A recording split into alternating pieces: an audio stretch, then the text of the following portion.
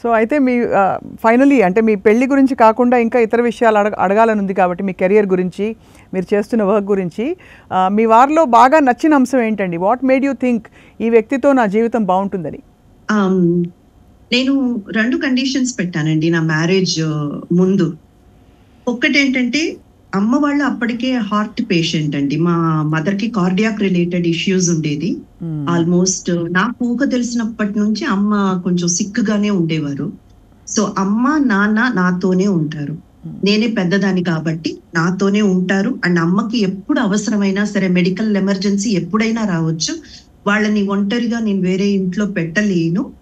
So మనతో పాటు అంటే ఒకే ఇంట్లో కాకపోయినా కింద పైన లేదా పక్కన ఇంట్లో అన్నట్టు నా దగ్గరే నేను పెట్టుకోవాలి. అదొక విషయం చెప్పానండి. రెండోది నేనే పెద్దదాన్ని కాబట్టి నా తర్వాత 2 చెల్లెళ్ళు ఉన్నారు. అప్పటికే ఒక చెల్లికి నేను మ్యారేజ్ చేసేసాను. ఇంకొక చెల్లి చాలా చిన్న పిల్ల కాబట్టి ఇంకా తనకు కావాల్సిన అన్ని కూడా జ్యువెల్స్ కానివ్వండి, డబ్బులు కానివ్వండి అన్ని పెళ్లికి సిద్ధం చేసి పెట్టాను. కానీ వీళ్ళ ఇద్దరికి ఫ్యూచర్ లో కూడా ఎప్పుడు ఏ అవసరం వచ్చినా నేను నిలబడి చేస్తాను. దానికి మీరు క్వశ్చన్ చేయకూడదు. ఈ 2 విషయాలు నేను చెప్పానండి. అది ఆయన యాక్సెప్ట్ చేసుకున్నారు. ఈ రోజు దాకా ఒక్క మాట కూడా నువ్వెంత ఖర్చు పెట్టావు, నా ఫ్యామిలీకి కానివ్వండి, నా సిస్టర్స్ కానివ్వండి, ఇంతవరకు ఏదైనా కానీ మంచి చెడ్డ నేను చూస్తాను. ఒక్క రోజు కూడా ఎంత ఖర్చు పెట్టావు, నీ బ్యాంక్ బ్యాలెన్స్ ఎంత, నీకెంత వచ్చింది, నువ్వు ఎంత, ఏమి అడగలేదండి ఆ వ్యక్తి.